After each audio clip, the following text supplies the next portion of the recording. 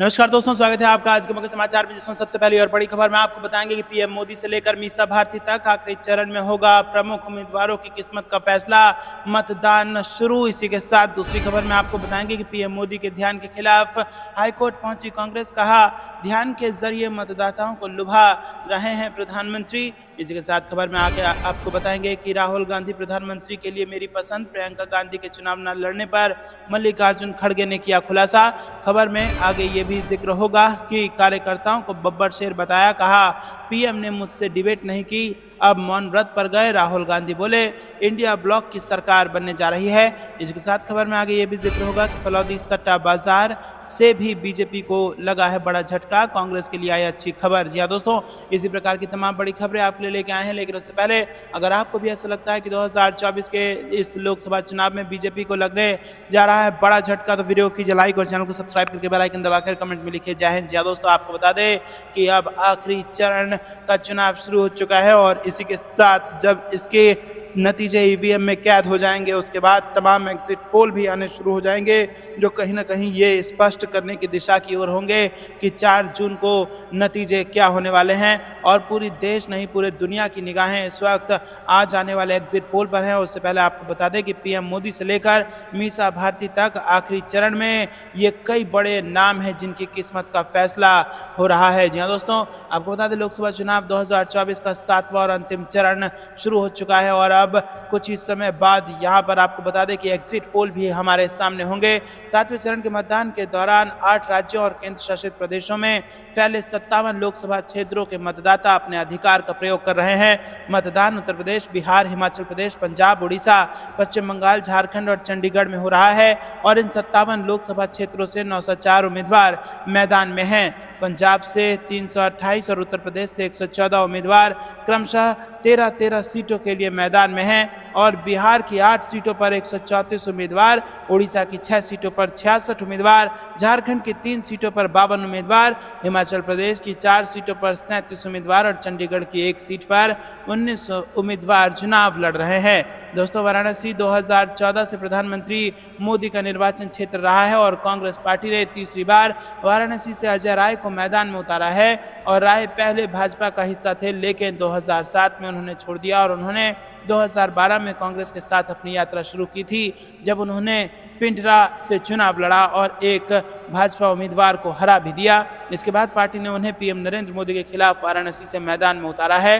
2019 के लोकसभा चुनाव में राय ने तीसरा स्थान भी हासिल किया था। उत्तर प्रदेश के गोरखपुर में बीजेपी ने राजनेता और अभिनेता रवि किशन को उम्मीदवार बनाया है, तो इस सीट से समाजवादी पार्टी की उम्मीदवार काजल निषाद चुनाव लड़ रही हैं। तो दोस्तों, आज का दिन बेहद दिलचस्प है क्योंकि आज न केवल चुनाव में मतदान की प्रक्रिया पूरी हो जाएगी, बल्कि इसी के साथ एग्जिट पोल्स भी आएंगे और आज ही का वो दिन है जब वीआईपी सीटों पर, तमाम वीआईपी सीटों पर वोट हो रहा है, चाहे वो पीएम मोदी की सीट हो, चाहे वो रवि किशन की सीट हो, या फिर वो कंगना रनौत की सीट हो, या अनुराग ठाकुर की सीट हो, मीसा भारती की सीट हो। इन तमाम दिग्गजों की सीट पर चुनाव में मतदान आज संपन्न हो जाएगा। रुक करते हैं अगली ब्रेकिंग न्यूज़ की तरफ। पीएम मोदी के ध्यान के खिलाफ हाईकोर्ट पहुंची कांग्रेस, कहा ध्यान के जरिए मतदाताओं को लुभा रहे हैं प्रधानमंत्री। जी हाँ दोस्तों, तमिलनाडु कांग्रेस कमेटी ने मद्रास हाईकोर्ट का दरवाजा खटखटाया और अपनी याचिका में राज्य इकाई ने भारत के चुनाव आयोग को निर्देश देने की मांग की गई है कि वो 30 मई से 1 जून 2024 तक कन्याकुमारी में विवेकानंद रॉक पर अपने ध्यान के दौरान प्रधानमंत्री मोदी द्वारा कथित रूप से पद का दुरुपयोग करने के लिए आवश्यक कदम उठाएं। पीएम मोदी 30 मई 2024 की शाम से विवेकानंद रॉक पर 45 घंटे का ध्यान कर रहे हैं। पीएम की यात्रा के हिस्से के रूप में साइट पर सुरक्षा कड़ी कर दी गई है और इन दिनों के दौरान पर्यटकों के प्रवेश पर प्रतिबंध लगा दिया गया है। कांग्रेस कमेटी द्वारा दायर याचिका में कहा गया है कि प्रधानमंत्री के विवेकानंद रॉक दौरे पर कोई आपत्ति नहीं कर सकता, लेकिन लोकसभा चुनाव 2024 के 7वें चरण के अंतिम मतदान के दिन मौन अवधि के दौरान उनका दौरा हिंदू भावनाओं को भड़काने और अपने आधिकारिक पद का दुरुपयोग करके वोटों के लिए प्रचार करने का प्रयास है। बता दें कि 7वें चरण का मतदान 1 जून 2024 को हो रहा है और अब प्रचार अवधि भी खत्म हो चुकी है और 30 मई 2024 की शाम से किसी भी तरह के प्रचार को रोक दिया गया था। प्रधानमंत्री सहित किसी भी राजनीतिक दल को किसी भी रूप में प्रचार करने की अनुमति नहीं दी गई थी और इसी के साथ यहाँ पर बड़ा बयान दिया है कांग्रेस पार्टी ने और कांग्रेस पार्टी पीएम मोदी के खिलाफ हाईकोर्ट भी पहुंच चुकी है। रुक करते हैं अगली ब्रेकिंग न्यूज की तरफ। राहुल गांधी प्रधानमंत्री के लिए मेरी पहली पसंद, प्रियंका गांधी के चुनाव न लड़ने पर भी मल्लिकार्जुन खड़गे ने किया खुलासा। जी हां दोस्तों, लोकसभा चुनाव के बीच कांग्रेस के राष्ट्रीय अध्यक्ष मल्लिकार्जुन खड़गे ने राहुल गांधी के प्रधानमंत्री बनने को लेकर बड़ी बात कह दी है। राहुल गांधी को लेकर मल्लिकार्जुन खड़गे ने कहा कि आम चुनाव में इंडिया गठबंधन अगर भारतीय जनता पार्टी को हरा देता है तो नरेंद्र मोदी के बाद देश के प्रधानमंत्री राहुल गांधी बनेंगे। मल्लिकार्जुन खड़गे ने यह भी कहा कि उन्होंने कांग्रेस की राष्ट्रीय महासचिव प्रियंका गांधी के चुनाव लड़ने पर जोर दिया था, जबकि प्रियंका ने खुद चुनाव लड़ने से इनकार कर दिया था और यही वजह रही कि रायबरेली से राहुल गांधी को चुनाव लड़ना पड़ा और प्रियंका गांधी ने अपने भाई के चुनाव प्रबंधन की कमान संभाली। खड़गे ने यह बातें एक इंटरव्यू के दौरान कही है। दोस्तों बता दें कि रायबरेली कांग्रेस और गांधी परिवार का गढ़ माना जाता है और यहाँ से सोनिया गांधी लगातार 5 बार जीती हैं, लेकिन स्वास्थ्य कारणों से उन्होंने इस बार चुनाव लड़ने से मना कर दिया था और राजस्थान से राज्यसभा पहुंची हैं वो। और खड़गे ने कहा है कि राहुल गांधी ने चुनाव से पहले 2 भारत जोड़ो यात्रा का नेतृत्व किया था और साथ ही चुनाव के दौरान बड़े स्तर पर प्रचार भी किया था और उन्होंने अक्सर अपने सहयोगियों के साथ मंच साझा किया और प्रधानमंत्री मोदी सीधे हमले किए, ऐसे में वो शीर्ष पद के लिए लोकप्रिय विकल्प हैं। रुक करते हैं अगली ब्रेकिंग न्यूज़ की तरफ। कार्यकर्ताओं को बब्बर शेर बताया, कहा पीएम मोदी मुझसे डिबेट नहीं किए, अब मौन व्रत पर चले गए। राहुल गांधी ने कहा कि इंडिया ब्लॉक की सरकार बनने जा रही है। जी हाँ दोस्तों, 7वें चरण के चुनाव से पहले कांग्रेस नेता राहुल गांधी ने इंडिया ब्लॉक की सरकार बनने का दावा किया। राहुल गांधी ने कांग्रेस के कार्यकर्ताओं को बब्बर शेर बताया और कहा कि मैं विश्वास के साथ कहना चाहता हूं कि इंडिया गठबंधन की सरकार बनने जा रही है। रुक करते हैं अगली ब्रेकिंग न्यूज़ की तरफ। फलौदी सट्टा बाजार से भी बीजेपी को लगा बड़ा झटका, कांग्रेस के लिए आई अच्छी खबर। जी हाँ दोस्तों, यहाँ पर राजनीतिक दलों की अपनी अपनी जीत की दावेदारी के बीच फलौदी सट्टा बाजार का नया अनुमान सामने आया है। 7वें चरण की वोटिंग से पहले की गई भविष्यवाणी ने एक बार फिर राजनीतिक गलियारों में खलबली मचा दी है। फलौदी सट्टा बाजार के अब तक के अनुमान के मुताबिक यूपी में भारतीय जनता पार्टी को ज्यादा सीट मिलती दिखाई दे रही थी, लेकिन नए अनुमान में समीकरण बदले हुए दिखाई पड़ रहे हैं और अब तक अनुमान के मुताबिक बीजेपी 2019 के लोकसभा चुनाव का परिणाम को ही रिपीट करती नजर आ रही थी, लेकिन अब बीजेपी की सीटें कम होती दिख रही हैं। फलौदी सट्टा बाजार ने नई भविष्यवाणी में कहा है कि इस बार बीजेपी को उत्तर प्रदेश में 55 से 65 सीट मिल रही है, जबकि समाजवादी पार्टी और कांग्रेस का गठबंधन सूबे में मजबूत होता दिखाई दे रहा है। कांग्रेस समाजवादी पार्टी को राज्य में 15-25 सीटें जीतने का अनुमान है। रुक करते हैं अगली ब्रेकिंग न्यूज़ की तरफ। बीजेपी के साथ हो गया खेला, पीएम योगेंद्र यादव के बाद चुनावी नतीजों पर पत्रकार आशुतोष का बड़ा अनुमान। जी हाँ दोस्तों, यहाँ पर आपको बता दें कि लोकसभा चुनाव 2024 के नतीजे 4 जून को आने हैं। परिणामों से पहले पॉलिटिकल पंडितों और इलेक्शन स्ट्रेटेजिस्ट की तरफ से अलग अलग दावे किए गए हैं। चुनावी रणनीतिकार प्रशांत किशोर और राजनीतिक जानकार योगेंद्र यादव के बाद वरिष्ठ पत्रकार आशुतोष ने चुनावी परिणाम को लेकर बड़ा चौंकाने वाला दावा किया है। उनका अनुमान है कि इस बार का आम चुनाव एक तरफा नहीं होगा। भारतीय जनता पार्टी के नेतृत्व वाले नेशनल डेमोक्रेटिक अलायंस के सामने विपक्ष का इंडिया अलायंस कड़ी चुनौती देगा और यही वजह है कि बीजेपी को बहुमत का आंकड़ा छूने में परेशानी हो सकती है। दोस्तों आपको बता दें कि यूट्यूब चैनल से बातचीत के दौरान आशुतोष बोले कि जिस तरह से पहले माना गया कि ये एक तरफा चुनाव होगा, बीजेपी के सामने कोई चुनौती नहीं है। 300 से अधिक सीटें मिलने वाली हैं और नरेंद्र मोदी पीएम बनने वाले हैं। इसमें से कुछ चीज़ें तो नहीं होने वाली हैं। ये इलेक्शन मार्च 2024 के दूसरे हफ्ते से पूरी तरह से बदला है। आज ज़बरदस्त चुनौती है और एक तरफ से रहस्य का कुहासा है। मेरा मानना है कि बहुमत का आंकड़ा छूने में बीजेपी को दिक्कत होगी, हालांकि वो अकेली सबसे बड़ी पार्टी बन सकती है। रुक करते हैं अगली ब्रेकिंग न्यूज़ की तरफ। यूपी बिहार में पिछड़ेगी बीजेपी, 4 जून को लेकर बड़ी भविष्यवाणी। जी हाँ दोस्तों, आपको बता दें कि यहाँ पर बड़ी खबर आ रही है। 4 जून का इंतज़ार पूरा देश कर रहा है, या फिर यूँ कह लीजिए कि पूरी दुनिया कर रही है। और इसी बीच तमाम पॉलिटिकल पंडित और सट्टा बाजारों में भाव उलटफेर होने लगे हैं और तमाम पॉलिटिकल पंडितों की राय आनी शुरू हो गई है। और दोस्तों, जो सबसे बड़े 2 राज्य, जो निर्णायक राज्य भी कहलाते हैं, उसमें यूपी और बिहार आता है। और यहाँ पर अगर बीजेपी पिछड़ गई तो अब की बार 400 पार का नारा धरा का धरा रह जाएगा।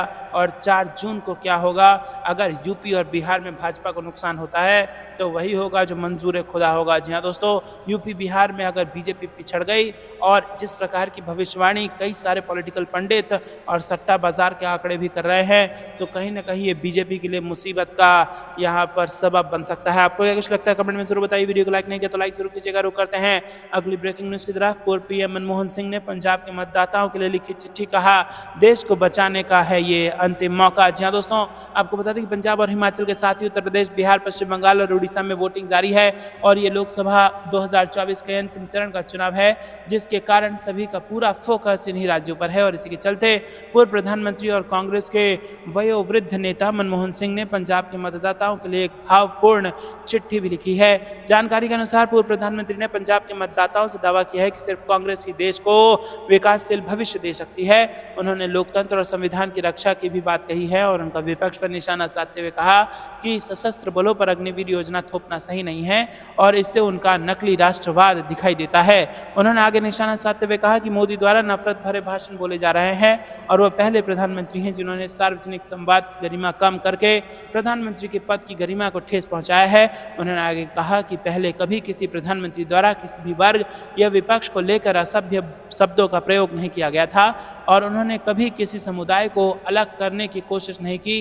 ये सिर्फ भाजपा कर सकती है।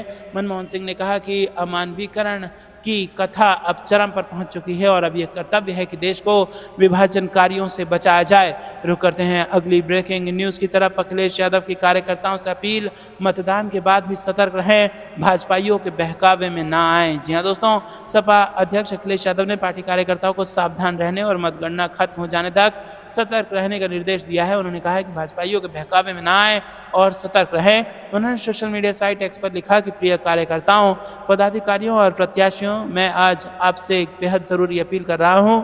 आप सब वोटिंग के दौरान भी और वोटिंग के बाद के दिनों में भी मतगणना खत्म होने और जीत का सर्टिफिकेट मिलने तक पूरी तरह से सजग, सतर्क, सचेत और सावधान रहिएगा और किसी भी प्रकार के भाजपाई बहकावे में ना आइएगा। दोस्तों, इसी के साथ उन्होंने कहा कि हम ये अपील इसलिए कर रहे हैं क्योंकि भाजपा वालों ने ये योजना बनाई है कि चुनाव खत्म होते ही वो अपनी मीडिया मंडली से विभिन्न चैनलों पर ये कहलवाना शुरू करेंगे कि भाजपा को 300 सीटों के आसपास बढ़त मिलती हुई है, जो कि पूरी तरह से झूठ है। ऐसे में आपके मन में ये सवाल उठेगा कि बीजेपी को इस 2-3 दिन का झूठ बोलने से क्या मिलेगा जबकि इंडिया गठबंधन की सरकार बनने जा रही है। इसके जवाब में हम आपको बता दें कि ऐसा झूठ फैलाकर भाजपा वाले आप सबका मनोबल गिराना चाहते हैं, जिससे आपका उत्साह खत्म हो जाए और आप लोग मतगणना के दिन सावधान और सक्रिय ना रहें, जिसका फायदा उठाते हुए भाजपा कुछ भ्रष्ट अधिकारियों की मिलीभगत से मतगणना में धांधली कर सके। ध्यान रहे, जो भाजपाई चंडीगढ़ के मेयर के चुनाव में कोर्ट द्वारा लगाए गए कैमरों के सामने धांधली करने का बेशर्म दुस्साहस कर चुके हैं, वो चुनाव जीतने के लिए कोई भी घपला घोटाला करने के लिए उतारू हो सकते हैं। इसीलिए ये सजगता जरूरी है। इसीलिए आप लोगों से ये विशेष अपील है कि आप लोग किसी भी भाजपाई एग्जिट पोल के बहकावे में ना आएं और पूरी तरह से चौकन्ना रहते हुए अपना आत्मविश्वास बनाए रखते हुए डटे रहें और जीत के अपने मूल मंत्र मतदान भी सावधान भी को याद रखते हुए जीत का प्रमाण पत्र लेकर ही संविधान, लोकतंत्र और देश की जनता की जीत का उत्सव मनाएं। रुक करते हैं अगली ब्रेकिंग न्यूज की तरफ। प्रियंका गांधी बोली, विकास पर चर्चा नहीं कर हिंदू मुस्लिम कर सत्ता हथियाने में लगी है भाजपा। जी हाँ दोस्तों, आपको बता दें कि कांग्रेस की राष्ट्रीय महासचिव प्रियंका गांधी ने केंद्र की मोदी सरकार पर जुबानी हमला बोला। सुंदरनगर के जवाहिर पार्क में न्याय संकल्प सभा को संबोधित करते हुए प्रियंका गांधी ने कहा कि 10 साल तक सत्ता में रहने के बाद भी भाजपा विकास पर चर्चा न कर हिंदू मुस्लिम कर सत्ता हथियाने को लगी है और भाजपा का मानना है कि हिंदू मुस्लिम करके सत्ता में आ जाओ और काम करने की जरूरत नहीं है। उन्होंने कहा कि 4 जून को देश में जनता के सहयोग से इंडिया गठबंधन की सरकार बनने जा रही है और सरकार बनते ही जो गारंटियां हैं उन्हें एकदम से लागू कर दिया जाएगा। प्रियंका गांधी ने कहा कि प्रधानमंत्री के पद के प्रति उनकी बड़ी श्रद्धा है, लेकिन नरेंद्र मोदी ने इस पद की गरिमा को ताक पर रखकर अपने भाषणों में कभी कहते हैं कि वो कांग्रेस आई तो भैंस चुरा लेगी, आपका मंगलसूत्र छीन लेगी। प्रधानमंत्री ने चुनाव के दौरान एक बार भी बेरोजगारी, महंगाई, आपदा और ओपीएस को लेकर बात नहीं की है और अपने मित्र उद्योगपतियों के 16 लाख करोड़ का कर्ज तो माफ कर देते हैं, लेकिन किसानों का कर्ज माफ करने के लिए उनके पास पैसा नहीं है। भाजपा अपने आप को दुनिया की सबसे बड़ी राजनीतिक पार्टी कहती है और आज ये पार्टी महज 5 साल में दुनिया की सबसे अमीर पार्टी बन गई है, लेकिन कहते हैं कि इसमें कोई भ्रष्टाचार नहीं है। उन्होंने कहा कि ये कहते हैं कि हमने महिला आरक्षण बिल पास कर दिया, लेकिन ये लागू 10 साल के बाद होगा। रुक करते हैं अगली ब्रेकिंग न्यूज की तरफ। भाजपा को मात्र 230 सीटें, केजरीवाल के पूर्व साथी की भविष्यवाणी से गदगद हुए शशि थरूर। जी दोस्तों, कांग्रेस सांसद शशि थरूर ने कहा है कि वो चुनाव विश्लेषक योगेंद्र यादव के इस संशोधित अनुमान से आश्चर्यचकित है कि भाजपा लोकसभा चुनाव में 272 के बहुमत के आंकड़े तक नहीं पहुंच पाएगी। थरूर की ये प्रतिक्रिया यादव द्वारा हाल ही में दिए गए एक साक्षात्कार के बाद आई है, जिसमें उन्होंने भविष्यवाणी की थी कि भाजपा 250 से अधिक सीटें नहीं जीत पाएगी और यदि सत्ता विरोधी लहर को ध्यान में रखा जाए तो ये 230 तक गिर सकती है। यादव ने के अनुसार भाजपा के सहयोगी दल 35 से 40 सीटें जीत सकते हैं। उन्होंने कहा कि अगर भाजपा 230 सीटें ही जीत पाती है तो वो अपने सहयोगियों के साथ मिलकर भी 272 का बहुमत का आंकड़ा पार नहीं कर पाएगी। जवाब में थरूर ने इसे आने वाले दिलचस्प समय बताया। थरूर ने गुरुवार को ट्वीट करते हुए लिखा कि आश्चर्यजनक, योगेंद्र यादव ने अपने पहले के अनुमानों को संशोधित किया है और अब कहते हैं कि भाजपा निश्चित रूप से 272 सीटों से पीछे रह जाएगी। उन्होंने कारण थापर से कहा है कि भाजपा 250 सीटों तक नहीं जा सकती, लेकिन यदि सत्ता विरोधी लहर मजबूत रहती है तो 230 तक भी गिर सकती है। योगेंद्र यादव का कहना है कि उनका अनुमान है कि एनडीए की बाकी दल 35 से 40 सीटें जीतेंगे और उन्होंने कहा कि इसका मतलब ये है कि यदि भाजपा 230 सीटों पर गिर गई तो शेष एनडीए के समर्थन के साथ भी 272 के बहुमत के आंकड़े तक नहीं पहुंच पाएगी। आगे दिलचस्प समय आने वाला है। रुक करते हैं अगली ब्रेकिंग न्यूज़ की तरफ। नरेंद्र मोदी कन्याकुमारी नाटक करने गए हैं। वो 7वें चरण के मतदान को प्रभावित करना चाहते हैं। भूपेश बघेल ने प्रधानमंत्री के 45 घंटे के ध्यान पर दिया ये बड़ा बयान। जी हाँ दोस्तों, छत्तीसगढ़ के पूर्व मुख्यमंत्री और कांग्रेस पार्टी के वरिष्ठ नेता भूपेश बघेल ने कन्याकुमारी में प्रधानमंत्री नरेंद्र मोदी के 45 घंटे के ध्यान पर प्रतिक्रिया देते हुए बीते गुरुवार को आरोप लगाया कि वो 7वें चरण के मतदान से पहले मतदाताओं को प्रभावित करने के लिए ऐसा कर रहे हैं। और वहीं पर आपको बता दें कि भूपेश बघेल ने कहा कि जो खुद कहता है कि वो साधारण व्यक्ति नहीं है, उसे भगवान ने भेजा है, फिर उसे भगवान को याद करने की क्या जरूरत है। कंगना रनौत और संबित पात्रा जैसे भाजपा नेताओं ने उन्हें भगवान बना दिया, फिर वो ऐसा नाटक क्यों कर रहे हैं। इसके साथ ही बघेल ने पीएम मोदी की मीडिया की चकाचौंध से दूर रहकर ध्यान करने की भी सलाह दी। उन्होंने कहा कि प्रधानमंत्री नरेंद्र मोदी अधिक प्रचार पाने के लिए कन्याकुमारी गए हैं और अब उड़ीसा के धर्मेंद्र प्रधान, संबित पात्रा और कंगना रनौत जैसे नेता उनकी तुलना भगवान से कर रहे हैं, तो उन्हें कन्याकुमारी जाने की भला क्या जरूरत पड़ गई। मोदी को प्रधानमंत्री की तरह आचरण करना चाहिए, उन्हें मीडिया की चकाचौंध से दूर ध्यान करना चाहिए। रुक करते हैं अगली ब्रेकिंग न्यूज़ की तरफ। पंजाब में बीजेपी के सभी लोकसभा उम्मीदवारों के आवास के बाहर किसानों का धरना प्रदर्शन जारी। जी हाँ दोस्तों, पंजाब में भारतीय जनता पार्टी के सभी 13 उम्मीदवारों के आवास के सामने किसान बड़ी संख्या में आंदोलन कर रहे हैं, जिसको लेकर एक खास बातचीत सामने आई है। किसानों ने बताया है कि पिछले दिनों दिल्ली मार्च के दौरान हरियाणा में गिरफ्तार हुए किसान भाइयों के समर्थन में वो आंदोलन कर रहे हैं और केंद्र सरकार से उन्होंने मांग की है कि उनको फसल की लागत का एक निश्चित भुगतान किया जाए। साथ ही सरकार एमएसपी के तहत कानून बनाकर उन्हें गारंटी भी दे। और किसानों ने आरोप लगाया कि भारतीय जनता पार्टी की सरकार उन्हें कॉरपोरेट सेक्टर के हाथों में देने की साजिश रच रही है, लेकिन राज्य के किसान इस साजिश को सफल नहीं होने देंगे। रुक करते हैं अगली ब्रेकिंग न्यूज़ की तरफ, जहां पर आपको बता दें कि मेरा वजन नहीं बढ़ रहा है, मेरी दवाइयां बंद कर दी हैं, मैं झुकूंगा नहीं। जेल जाने से पहले केजरीवाल की प्रेस कॉन्फ्रेंस। जी हाँ दोस्तों, दिल्ली के मुख्यमंत्री अरविंद केजरीवाल 2 जून को एक बार फिर जेल जाएंगे। सुप्रीम कोर्ट के द्वारा अंतरिम जमानत की अवधि अब समाप्त हो रही है। केजरीवाल ने जेल जाने से पहले एक प्रेस कॉन्फ्रेंस की है और उन्होंने करीब 4 मिनट में अपने परिवार के लिए दिल्ली के लोगों से खास अपील की। उन्होंने कहा कि सुप्रीम कोर्ट ने मुझे चुनाव प्रचार के लिए 21 दिन का समय दिया था, परसों मैं तिहाड़ जेल वापस जाऊंगा। मुझे नहीं पता कि इस बार ये लोग मुझे कितने दिन जेल में रखेंगे, लेकिन मेरा हौसला बुलंद है। मुझे गर्व है कि मैं देश को तानाशाही से बचाने के लिए जेल जा रहा हूं। केजरीवाल ने कहा कि उन्होंने मुझे कई तरह से तोड़ने की कोशिश की, मुझे चुप कराने की कोशिश की, लेकिन वो सफल नहीं हुए। जब मैं जेल में था तो उन्होंने मुझे कई तरह से प्रताड़ित किया, उन्होंने मेरी दवाइयाँ बंद कर दी। मुझे नहीं पता कि ये लोग क्या चाहते हैं, उन्होंने ऐसा क्यों किया। जब मैं जेल गया था तब मेरा वज़न 70 किलो था, आज 64 किलो है। जेल में रिहा होने के बाद भी मेरा वजन नहीं बढ़ रहा है। डॉक्टर कह रहे हैं कि ये शरीर में किसी गंभीर बीमारी का संकेत भी हो सकता है, कई टेस्ट करवाने होंगे। मैं 2 जून को करीब 3 बजे सरेंडर करने के लिए अपने घर से निकलूँगा। दोस्तों, हो सकता है कि इस बार वो उन्हें और प्रताड़ित करें, लेकिन उन्होंने कहा है कि वो झुकेंगे नहीं। उन्होंने कहा कि मैं जहाँ भी रहूँगा, अंदर या बाहर, मैं दिल्ली के लिए जो काम है उसको नहीं रुकने दूंगा। दिल्ली के लोगों को मुफ्त बिजली, मोहल्ला क्लिनिक, अस्पताल, मुफ्त दवाइयाँ, इलाज, 24 घंटे बिजली और भी बहुत सी चीज़ें जारी रहेंगी। और वापस आने के बाद मैं हर माँ बहन को हर महीने 1000 रुपये देना भी शुरू करूंगा। रुक करते हैं अगली ब्रेकिंग न्यूज़ की तरफ। बीजेपी को जितना नारा लगाना है 400 का 600 का लगा लें, पटना में बोले Shatrughan Sinha, result India block के फेवर में होगा। जी हाँ दोस्तों, आपको बता दें कि यहाँ पर तृणमूल कांग्रेस सांसद शत्रुघ्न सिन्हा ने गुरुवार को वो पटना पहुंचे और पटना एयरपोर्ट पर उन्होंने मीडिया से बातचीत में कहा कि बीजेपी को जितना नारा लगाना है लगा लें, 400 का नारा लगाएं, 600 का नारा लगाएं, अब बात करने का कोई फायदा नहीं है। राज खुल चुका है, 4 जून को इनकी पुष्टि हो जाएगी और 4 तारीख के पहले किसी का कुछ कहना व्यर्थ है। ये फ्रस्ट्रेशन की निशानी है बहुत लोगों के लिए जो ऐसी बातें करते हैं और मैं इस मामले में कुछ नहीं कह सकता हूं। आखिरी चरण के चुनाव पर शत्रुघ्न सिन्हा ने कहा कि मैं राय रख चुका हूं कि इंडिया ब्लॉक जो है बहुत अच्छा कर रहा है, रिजल्ट्स अप्रत्याशित होंगे, इंडिया ब्लॉक के फेवर में होंगे। आज जो बंगाल में ममता जी की लहर है, पूरे देश में सबसे ज़्यादा सबसे बड़ा मतदान अगर कहीं हुआ है तो बंगाल में हुआ है। 78% से 80% टच कर रहा है और ये जो 7वां चरण है तो मैं समझता हूँ कि सारे पुराने रिकॉर्ड टूट जाएंगे। शायद 80 से अधिक चुनाव होगा और इस हिसाब पर मैं कह सकता हूं कि ममता जी इस बार बिल्कुल स्वीप करेंगी और इस चुनाव के बाद जो इंडिया ब्लॉक के मैसिव विक्ट्री के बाद ममता जी एक गेम चेंजर बनकर सामने उभर कर आएंगी। दोस्तों, आपको क्या कुछ लगता है कमेंट में जरूर बताइए। वीडियो को अभी तक लाइक नहीं किया तो लाइक जरूर कीजिएगा। ये थी दिन भर की सारी जरूरी और बड़ी खबरें। अंत तक बने रहने के लिए बहुत बहुत धन्यवाद। जय हिंद, जय भारत।